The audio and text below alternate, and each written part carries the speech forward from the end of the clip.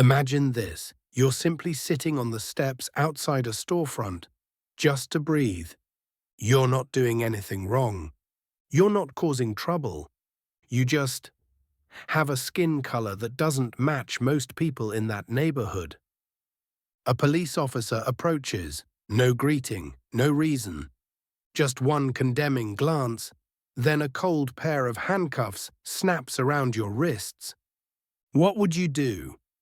Swallow the humiliation to get out faster, or stand up, knowing full well you're about to challenge an entire system built to keep you silent? This isn't a hypothetical question. This is the true story of Selena Moreau, a woman arrested simply for existing who went on to force an entire nation to rethink what we call justice. Hold your heart tight, because this journey is about to begin, and you won't be able to look away. Please like, subscribe, and turn on notifications to update our latest videos. The afternoon sun slanted gently across a quiet downtown street. The honking cars, hurried footsteps, and loud chatter of busy intersections had faded into the distance. Tucked between two storefronts that had closed early, a woman sat quietly on a worn brick step. She wore a charcoal grey hoodie, faded jeans, and dust-covered sneakers. Her hair was tied back, her face free of makeup. Everything about her was so unassuming, no one would have guessed that this woman was Selena Moreau, one of the most powerful and wealthy women in America. Selena cherished afternoons like this. No meetings, no assistants, no flashbulbs, just herself, her breath, and the sound of the wind gliding through a city that had once been her only home. She'd grown up in a low-income neighborhood in the southern part of this very city, where dinner was sometimes a packet of noodles split 3 ways, and dreaming felt like a luxury. Rising from the mud, Selena once swore that if she ever found success, she'd never forget what it felt like to be dismissed, belittled, and silenced. Today she returned not to reminisce, but to listen. The breeze carried the scent of gasoline and cheap coffee from the diner across the street, fluttering torn advertisements above. Selena closed her eyes gently, letting herself melt into the muted chaos of the city. But that moment didn't last long. A heavy sound cut through the air, the thud of leather boots hitting pavement like a warning drumbeat. Selena opened her eyes and turned. A uniformed officer was approaching, each step firm, sharp.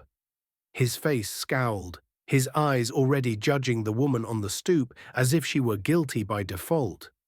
Selena recognized him immediately, Officer Bryce Whitaker. She'd seen the name before, in internal complaint reports, in whispered conversations from minority communities. A man sworn to serve, but always on his own terms. A name heavy with control, intimidation, and abuse of power. Whitaker stopped in front of her without so much as a greeting or a question. His eyes scanned Selena, the kind of look reserved for someone who didn't belong in a place like this. Selena said nothing. No one, not even a cop, had the right to interrupt her silence. Unless she allowed it. But Whitaker didn't need a reason. To him, a black woman sitting alone in a stable neighborhood was reason enough. He spoke, voice laced with both mockery and threat. "You think this is a place to rest?" The wind stopped, the air tightened. Selena inhaled deeply, her eyes never leaving the officers. Calm, unafraid. A confrontation, seemingly small, had just begun. But neither of them knew. It was the doorway to a storm neither of them could stop. Selena remained seated, her hands rested gently on her knees, shoulders relaxed. But her eyes, they didn't flinch. Sharp as a hidden blade, her gaze met Officer Bryce Whitaker's head-on. unblinking and proud. Bryce frowned, taking another step forward. His voice, low and deliberate, carried blatant mockery beneath its surface. "Let me ask you again. What are you doing here? Don't tell me you're just waiting for a friend or enjoying the view." Selina responded with a subtle nod, calm and composed. "I'm simply sitting. I haven't done anything wrong." Too simple. And yet, to Whitaker, her composure was an act of defiance. His eyes swept over her, not to assess threat, but to categorize. A black woman, dressed plainly, alone, sitting in a quiet commercial zone. To him, she was a blemish on the perfectly controlled picture he believed was his to maintain. "This is a respectable neighborhood," he said, emphasizing every word, eyes locked onto hers. "Not the park bench you grew up on. Don't you think you're a little out of place here?" The wind picked up again, but this time it couldn't cool the tension thickening in the space between them. Selina pressed her lips together, but didn't look away. "I didn't know there were rules about who gets to sit where based on skin color." Her voice was soft, not confrontational, just honest. But to someone like Bryce, honesty like that was an insult. He scoffed, then raised his voice, projecting it as if daring others nearby to listen in. "Don't think sitting quietly earns you the right to exist wherever you feel like. Around here, I decide who belongs and who doesn't." These weren't just offensive words. They were an excavation, a raw glimpse into the entitlement and control that had cemented itself in him after years behind the badge. Selina heard every word, every syllable struck not just her pride, but echoed the quiet outrage of millions who've been judged by glances alone. "Officer," she said, her voice steady, "I'm not breaking any law. If you want to write me a citation, I'll sign it. Otherwise, I'd like to continue sitting here." Whitaker narrowed his eyes, stepping back half a pace, not out of respect, but to reposition. He chuckled coldly. "The law, huh? You think a few lines in a rulebook can protect you?" His right hand lowered toward his belt, fingers brushing his holstered weapon, a silent threat, louder than any word. "Don't forget, I am the law around here." The air thickened instantly, but still Selina didn't move. Her courage wasn't the kind that shouted or flailed. It was forged in silence, in years of being underestimated, in every day she had to work twice as hard to be seen as average. She stayed still, not out of fear, but because she knew sometimes calm is the sharpest weapon against abuse of power. But Bryce didn't speak that language, and what was about to unfold would trigger a storm even he couldn't control. There was no one else on that corner now. No nearby security cameras, no witnesses, just Selina Moreau, a black woman sitting quietly on a stoop, and Officer Bryce Whitaker, a man who believed the silence of the city was a blank check for his authority to go unchecked. He wasn't smiling anymore. His lips tightened, eyes narrowed into slits of calculation. The kind of look anyone who's lived in fear would recognize instantly. The look of someone about to strike. "I'll ask one last time. Get up." Bryce's voice had lost all sarcasm, all pretense. It was now pure command. Selina slowly turned her head to look at him and answered clearly, "I'm not breaking any laws, and I'm not required to move without a lawful reason." A beat of silence passed. Bryce gave a slight nod, as if he'd heard enough. Then he swung his arm. His large hand slammed onto Selina's shoulder, forcing her up from the stoop with a grip far beyond necessity. "Let me show you who decides what a reason is around here." Selina stumbled but quickly regained her footing. She yanked her arm back, and now her eyes were no longer calm. They blazed with a fire long held back. You have no right to put your hands on me. I wasn't resisting, and you just used unlawful force." She tried to remain composed, but her body trembled, not from fear, but from the sheer violation she'd just endured beneath that violent hand. Bryce leaned in closer, now just inches from her face. The stench of leather, sweat, and oppression pressed into her personal space. He spoke low, a venomous whisper in her ear. "You don't have a camera, no witnesses, no one's gonna care. Trust me." Selena stepped back, eyes locked on his. Inside her, rage surged, but she knew one wrong move, even the smallest, and she'd become the very excuse he was looking for. "I won't resist," she said, her voice shaking but firm, "but I won't forget this." Bryce gave a cold chuckle, then pulled out his handcuffs. "Then let me help you remember it better." And with that, he cuffed Selena to her utter disbelief. No Miranda rights read, no record made, no legal basis whatsoever. "Obstructing an officer," he declared loudly, as if needing to manufacture a justification to match his actions. In Selena's eyes, shock, humiliation, and a shattered trust. But just then, a voice rang out from across the street, clear, commanding, "Let her go. Right now." Selena turned her head. Standing in the fading golden sunlight was a man in a dark blue dress shirt, gripping his phone tightly, his eyes sharp as steel. Marcus Langston.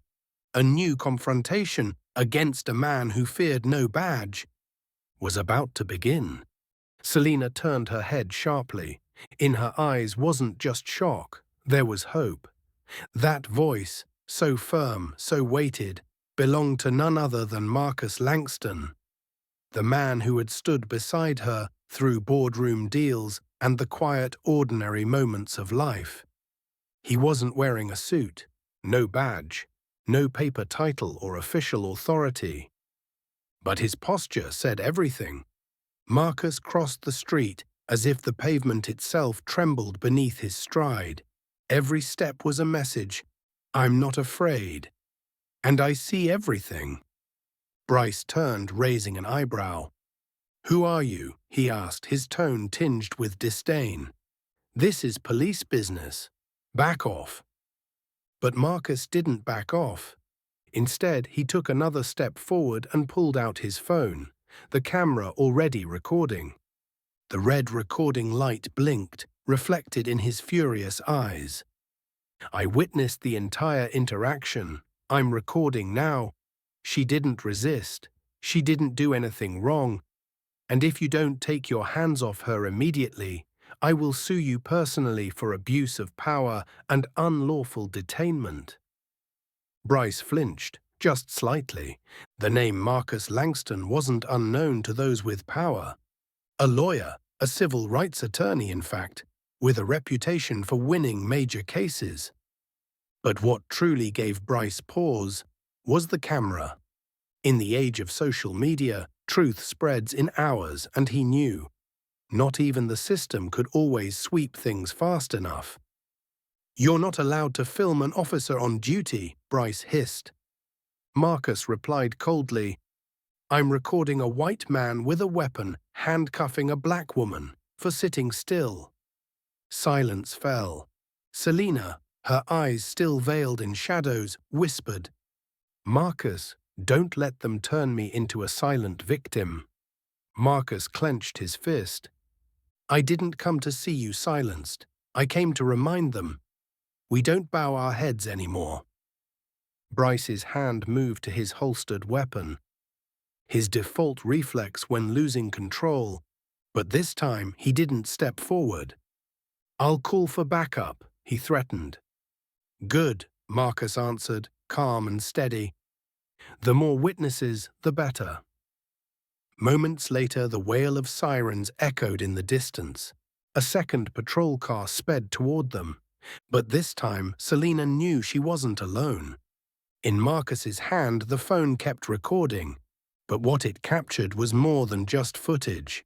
It marked the first step of a resistance grounded in reason and dignity. The wail of the approaching patrol car grew louder with each passing second, like a hammer pounding against the cracks of a crumbling wall of justice. Selina stood motionless, her hands still cuffed behind her back. Marcus stood between her and Bryce, a living shield, eyes unblinking. The second squad car pulled up to the curb. Two younger officers stepped out, their eyes quickly scanning the scene. But instead of seeking clarity, they remained silent. Bryce approached them, leaning in to whisper. Selina couldn't hear the words, but she saw it all in their eyes. Hesitation, then the slow bowing of heads, as if accepting an order they didn't dare refuse. "Ms. Moreau," one officer called out, trying to keep his voice steady. "You're under arrest for resisting and disturbing the peace in a public space. Please step into the car." Marcus stepped forward instantly. "She didn't resist. This is all on camera. I'm a witness, and I'll see this through." Bryce glanced over at Marcus, his lips curling into a smug grin. "You're welcome to follow. We don't stop her lawyer, if that's the role you want to play." Selina turned to Marcus. Her eyes, eerily calm, met his. No fear, no trembling. It was as if she had chosen this moment. "Marcus," she said firmly, "call Camille Renaud." Marcus nodded, quickly stepping back and dialing. The patrol car began to roll forward. Selina sat quietly in the back seat. No resistance, no pleading. Only a lifted chin and eyes gazing through the window. As the evening shadows blanketed the city, she had once stepped out of multi-million-dollar boardrooms. She had once sat in one-on-ones with heads of state. But today, she entered a police precinct in handcuffs for daring to sit in the wrong place with the wrong skin. In the back seat, Selina leaned against the headrest, eyes to the car's ceiling. No one could say what she was thinking. But her face never dropped. There were no tears.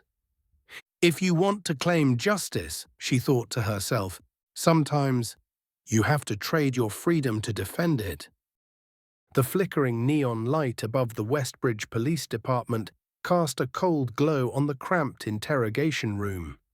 Grey concrete walls, a freezing metal table, and a single chair. That was all that surrounded Selina Moreau now. Her hands were still cuffed. The collar of her hoodie was skewed from Bryce Whittaker's shove. But her posture, upright, eyes steady, made the tiny room feel far too small to contain someone like her. The door swung open. Bryce entered, alone. No fellow officers, no paperwork, no surveillance cameras, only a face marked with smug satisfaction and quiet menace. "So what now?" He leaned against the wall, arms crossed. "No one's here, no live stream, no viral clip to save you." Selina didn't answer. She looked at him as though she were reading every muscle twitch in the face of a man long drunk on his own authority. Bryce stepped closer, slamming his hand against the table. The sharp crack echoed like a whip in the small space. "I know your kind," he growled, "always thinking that just because you've got money, got a name, you can sit wherever you want, do whatever you want. But in here, I am the law." Still, Selina said nothing. She knew a single word, the wrong breath, could be twisted into a pretext.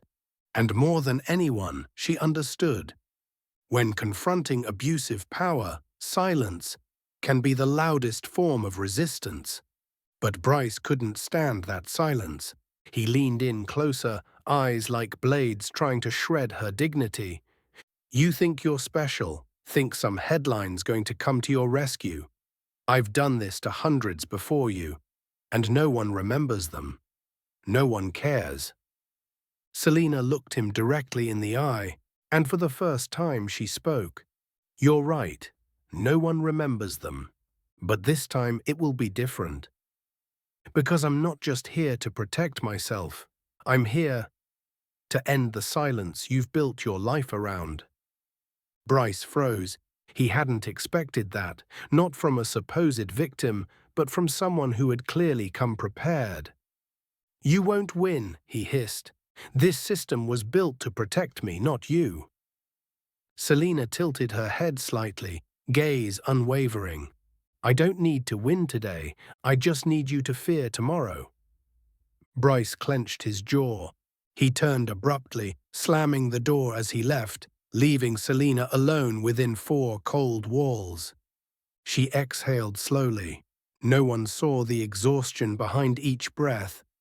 But she knew, if she could make it through this room, then the system outside would no longer be untouchable. The sky over Westcourt had already darkened. In a small office on the 17th floor, the lights stayed on through the night. Marcus Langston stood by the window, phone pressed tightly to his ear, voice low but resolute. "She's being held illegally. I need the best, not just someone who knows the law, but someone bold enough to go after the names no one dares speak." There was hesitation on the other end. Then a woman's voice replied, "Send me the file. I'll be there tonight." Camille Renaud. That name was far from obscure in legal circles.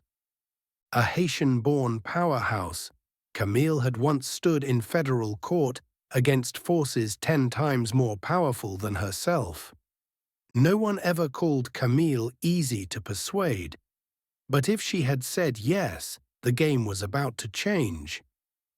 Less than 2 hours later, Camille arrived at the police station. She didn't wear anything flashy, just a long coat, rimless glasses, and eyes sharp as lasers cutting through the walls of deceit. She walked directly to the reception area and handed over her legal credentials. "Camille Renaud, I'm here to see my client, Selena Moreau." The desk officer flinched slightly.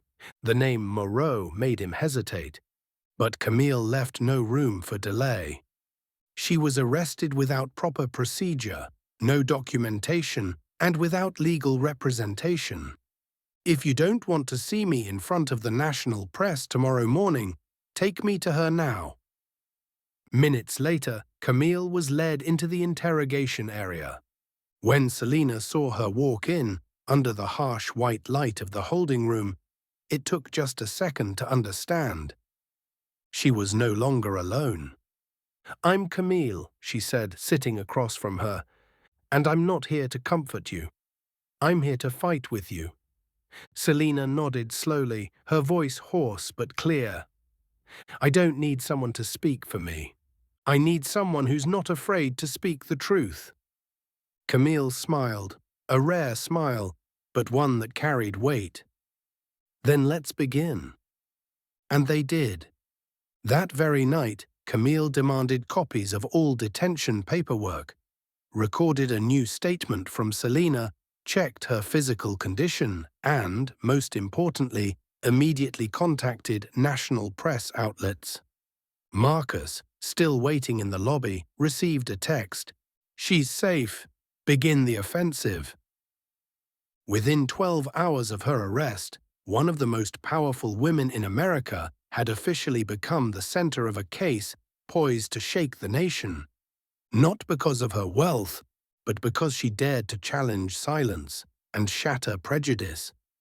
3 days after Selena Moreau was bailed out of the precinct by Camille Renaud's law office in downtown Westcourt had transformed into the nerve center of a war campaign. Amid stacks of documents, evidence folders, and letters of support from human rights organizations, Camille stood silently in front of the printer, her face drawn taut like a bowstring. She had just logged into the court's digital case filing system and entered the docket number for the lawsuit. No results. A second time, a third, still empty. Camille sank into her chair, eyes locked on the screen. Cold sweat dampened both sides of her temple. "This can't be," she murmured. "We filed just 3 hours ago. We received confirmation. There's a case number. No one can delete a case from the court system unless there's an internal order." Without hesitation, Camille called Marcus. "We've got a serious problem. The case has been pulled from the system. No warning, no explanation."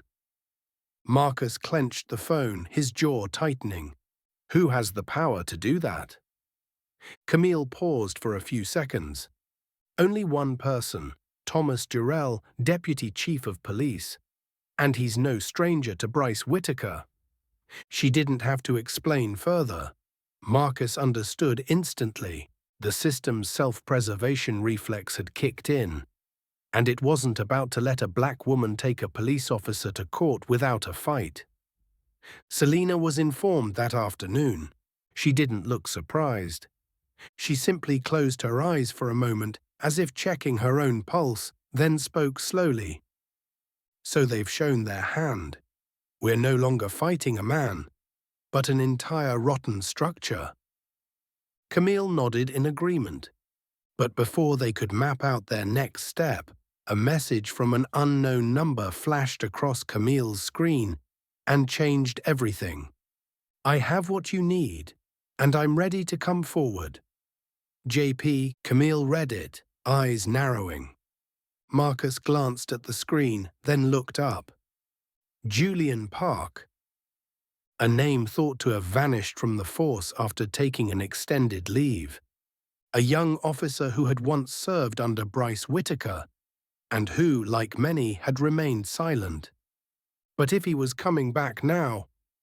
Camille rose, grabbing her coat. "If Julian brings what I think he has, their game is over.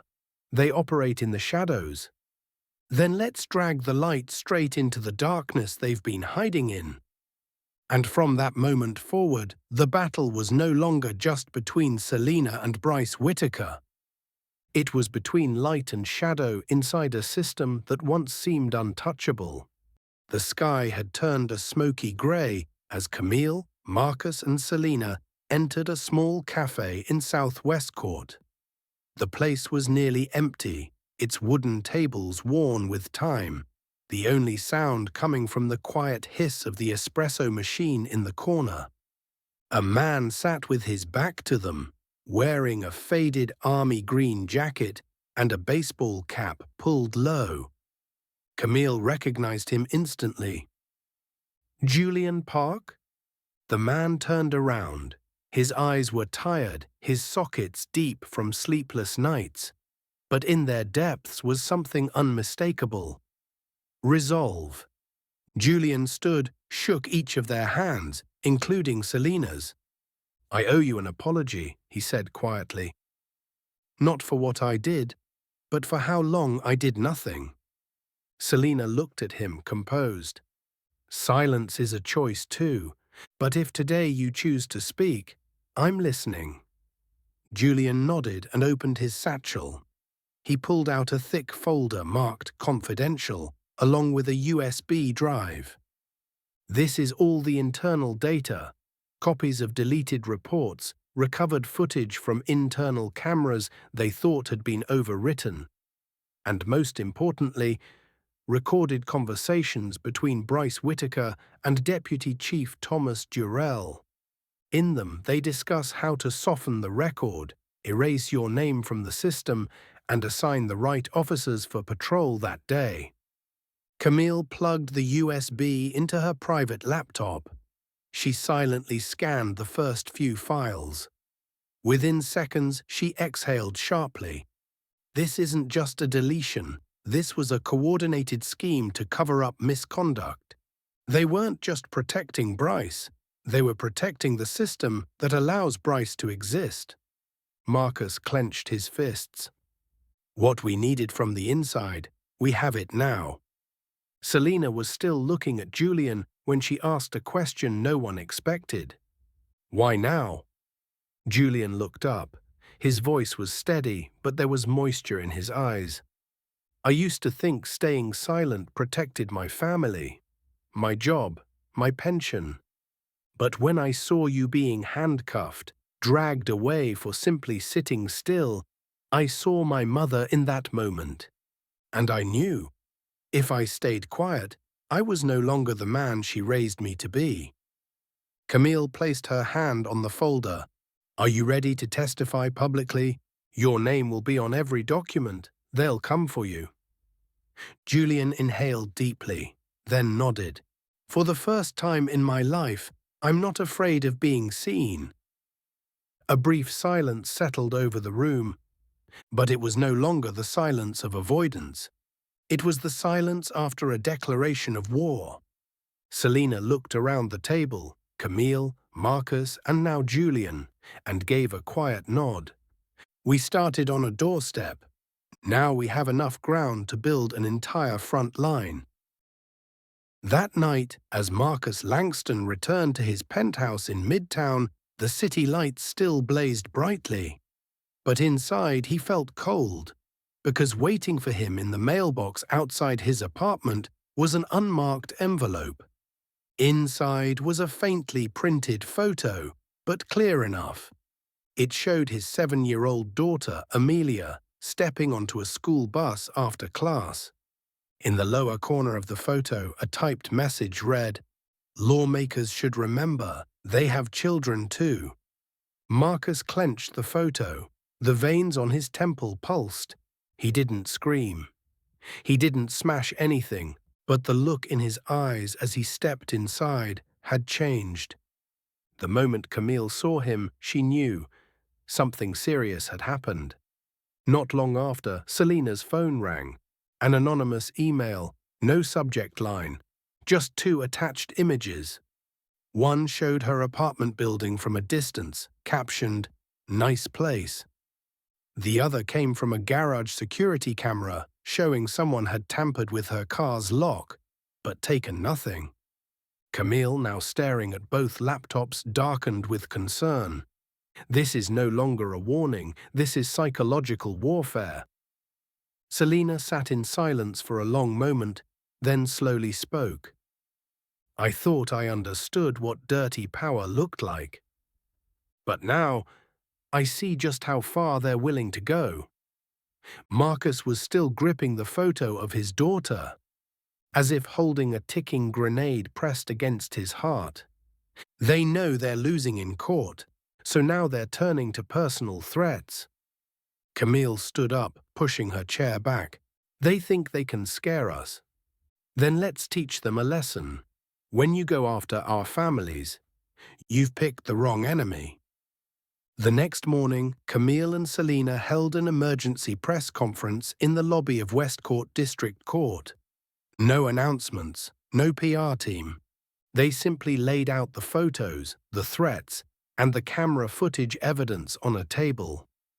And then Camille spoke, before a wall of microphones and reporters. When a system fears the truth so deeply it must resort to threats, then it is no longer a system. It is a syndicate in uniform. We are not just suing a man. We are exposing a model fueled by silence, violence, and cowardice. Selina stepped forward, her gaze hard and unflinching. They threatened my child. They broke into my car. But they forgot. I've been threatened my whole life, and I'm still standing here. The news exploded. Across social media, the hashtag #Justice for Selina went viral. But at the same time, so did the danger. The threat was now undeniable. The darkness had responded. But the light was now far too bright to be extinguished. The main hall of Westcourt District Court was brightly lit under the glare of television lights. The first day of the trial, Selina Moreau versus Officer Bryce Whitaker, began with an event no one expected. The jury was seated. The prosecutor was delivering their opening statement. Bryce sat at the defense table, arms crossed, eyes full of defiance. Then the back door of the courtroom opened. An elderly woman, dark-skinned, thin-framed but with eyes sharp as steel, slowly stepped inside. She was supported by Julian Park, whose expression was grave. Every head turned toward them, including Bryce's. Camille Renault immediately stood, voice clear and firm. "Your Honor, the plaintiff would like to call a special witness who came forward this very morning. Her name is Mariah Ellison." Bryce's attorney rose at once, protesting, "Objection, Your Honor. This witness was not listed in our disclosures." The judge raised a hand, cutting him off. "I will allow it. This court has the right to hear the full truth." Mariah Ellison took the stand. She didn't tremble. She didn't glance around. She looked straight at Bryce, then began to speak, her voice hoarse but ringing like a bronze bell. 17 years ago, I was arrested at the corner of 23rd Street. The charge was resisting arrest. The man who arrested me and broke my jaw in the process was Bryce Whittaker. A wave of whispers surged through the courtroom. Mariah took a deep breath, her voice steady and slow. "I spent nearly 9 months in jail. No one believed me. I filed appeals, begged legal aid groups for help, but no one could access my case file. Because he scrubbed every trace." Camille stood and asked, "Why are you only now coming forward to testify?" Mariah turned toward the jury, tears slipping silently down her cheeks. "Because I used to believe that the word of a poor black woman arrested for resisting wasn't worth hearing. But when I saw Selena Moreau being dragged away in broad daylight on a public street, I knew if I stayed silent any longer, I would die with that weight crushing my chest." Julian stood beside her silently, but his eyes glistened. "I kept the evidence," Mariah said, pulling an old envelope from her coat pocket. "An ER report copy, hospital photos of my injuries, and a handwritten note from a nurse. A woman who witnessed it but was too afraid to testify." Camille handed it to the court. The judge reviewed the documents. The jurors bowed their heads, flipping through the pages. Some of them were quietly weeping. Bryce Whittaker had gone pale. No one looked at him the same anymore. There were no eyes of fear, no eyes of respect, only contempt. Camille gave Mariah a small nod. "Thank you, Mrs. Ellison. Today your voice speaks not just for the past, but rings as a warning for the present." The courtroom fell silent, not out of fear, but because everyone knew something enormous had just collapsed, and something even greater had begun to rise. The atmosphere inside the Westcourt District Court grew dense, like the air before a gunpowder blast. Following Mariah Ellison's testimony, it felt like an explosion long suppressed by silence, and this time no one could ignore it. The judge called for a 15-minute recess, but no one left. Selena sat quietly next to Camille, her eyes still locked on Bryce Whittaker. Marcus rested a hand on her shoulder, giving a light squeeze. The counterattack was only just beginning. When the trial resumed, Camille Renault stood. "No notes, no slides. Your Honor, members of the jury, we are not here merely to expose a single man. We are here to lay bare a system that has enabled men like Bryce Whittaker for decades." Camille then presented the following: an internal audio recording provided by Julian Park, Deputy Chief Thomas Jarrell, discussing how to clean up the file and advising Bryce on how to legally justify the arrest of Selena. Threatening emails and photos sent to Marcus and Selena, demonstrating an organized effort to psychologically terrorize them.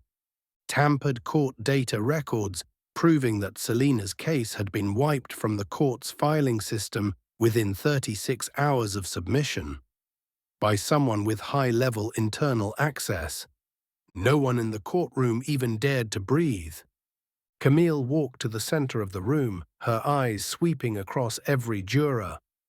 When a police officer beats a civilian and assumes there will be no consequences, when a deputy chief believes he can erase court records without being questioned, then the problem is no longer about individual misconduct.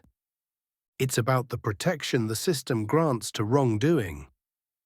Bryce's legal team tried to push back. They argued there was no proof Bryce directly ordered the records to be deleted and claimed that the threats could have come from anyone. Camille didn't even rebut.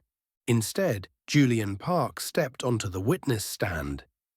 His voice was steady, but each word landed with the weight of stone. I sat in those meetings. I heard them say, "Who is she? Pay off the media and it'll go away." I stayed silent for too long, but not anymore. The opposing attorney tried to discredit him. "Officer Park, are you speaking now out of revenge over your suspension?" Julian stared straight ahead, unblinking. "If truth is revenge, I accept that. But if silence is what you call loyalty, then I choose betrayal." After Mariah, Julian, and Camille finished their presentations, Selena slowly rose to her feet. No lawyer, no notes, just unwavering eyes. I was sitting on a doorstep, thinking. I wasn't shouting. I wasn't resisting. But they dragged me away as if I didn't exist. They thought I would be afraid. But it was that very moment that brought me here. Not to reclaim my dignity alone, but to break a cycle we all know exists, and none of us has dared confront. The courtroom was so quiet you could hear the hearts breaking of those who had once been buried under injustice. The judge leaned back in her chair, then nodded solemnly. "This case will be elevated from civil to criminal court. Bryce Whittaker is now formally charged with abuse of authority, unlawful arrest, and systemic discriminatory conduct." No applause, no cheers, because everyone in that room understood the real victory had only just begun. 3 days of tense litigation at Westcourt District Court passed like a quiet but unrelenting storm. The plaintiff's side, led by Camille Renaud, had presented all evidence: Julian Park's testimony, suppressed documents, threatening emails, and the explosive appearance of Mariah Ellison. The defense had nothing left but doubt and confusion. Bryce Whittaker sat behind the defendant's table, his eyes dull and grey. The arrogance was gone from his face. Throughout the trial, he stared downward, his hands clenched white. Marcus Langston sat silently behind Selena. Camille folded her hands, eyes fixed on every member of the jury. The judge, a white German-American woman known for her integrity, looked down at her notes and gave a small nod. "Ladies and gentlemen of the jury, you now have all the information you need. It is time to render your verdict." 12 people stood and left the courtroom. Each step sounded like the weight of lead. 4 hours later, no one had left the courthouse. Journalists crowded outside. Social media buzzed with live streams and comment threads. No one cared anymore about how wealthy Selena was. They only cared: could justice prevail over power? The doors opened. The jury returned. A middle-aged woman, the jury foreperson, stood. Her voice wasn't loud, but it rang like a cathedral bell. "We, the jury of Westcourt District Court, after reviewing all evidence and testimony, find the defendant, Bryce Whittaker, guilty on the following counts: systemic abuse of authority, unlawful arrest, use of force with racial bias, unlawful interference with court records via accomplice." A collective gasp, then silence. She continued, "We recommend the maximum sentence allowable under state law, and we request an internal investigation into Deputy Chief Thomas Durrell and all associated parties." Selena closed her eyes. She didn't cry, She simply took a long, deep breath. Bryce collapsed forward onto the table. The judge closed her binder and declared firmly, "The court accepts the verdict. The defendant, Bryce Whitaker, will be stripped of his badge immediately, here in this courtroom. And the case is hereby referred to the district attorney's office for formal prosecution of all involved parties." Outside the courtroom, the silence finally broke.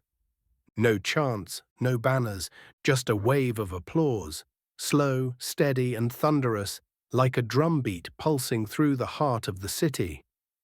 Selena Moreau stepped out, slowly, as if lifting a mountain off her shoulders with every step. Before the cameras, she paused and said, "I am not the only victim. I'm just the first person privileged enough to stand in this position. But today's verdict, it doesn't belong to me. It belongs to those who were dragged away in silence, and to those who have yet to hear their own voice echo within a courtroom." The setting sun lit up the courthouse steps. A young brown-skinned girl in the crowd raised her hand to wave at Selena, eyes shining. Selena smiled back. She didn't need to say a word, because today, the one who had been silenced stood up and made an entire nation listen. In front of Westcourt District Court, hundreds had gathered. No one had told them to stay, but after the trial, everyone lingered, waiting for something. Selena Moreau stepped into their midst. No ivory tower, no bodyguards surrounding her. Just a calm woman, walking slowly. But each step she took brought silence over the entire crowd. A young reporter raised a microphone. "Ms. Moreau, if you could say just one sentence to the entire nation watching this story, what would it be?" Selena didn't answer right away. She looked around, saw a young father holding his daughter, saw an elderly woman clutching her grandchild's hand, saw a group of students holding a sign that read, "Justice is a right." Then she turned back to the microphone, her voice slow but unwavering. "Freedom is not something to be granted. It's not a reward for obedience. It's not a gift born of pity. Freedom is a right, and today we took it back." The crowd was still for a few seconds, then erupted. Camille Renaud stood quietly behind, eyes shimmering with tears. Marcus Langston, who had always stood as a shield in the background, now stood tall as a friend and a comrade. Selena continued, and this time she wasn't just speaking, she was declaring, "I'm someone who was dragged away for simply sitting on a stoop. But it was on that very stoop that I learned. If we don't speak, we'll be silenced by force. If we don't protect each other, we'll be broken one by one. And if I, someone with a voice, don't use it to change something, then my silence is a sin too." The cameras zoomed in on her face. She didn't cry, but in her eyes were millions of people who had once been forgotten. She closed with one final line, not to create a climax, but to carve it into memory. Today, it wasn't just a badge that got stripped from an officer. It was an entire system forced to look in the mirror and ask itself if it was still worthy of trust. The crowd didn't sing, they didn't cheer, they simply raised their hands and applauded, not for a person who had won, but for a new standard that had just been set.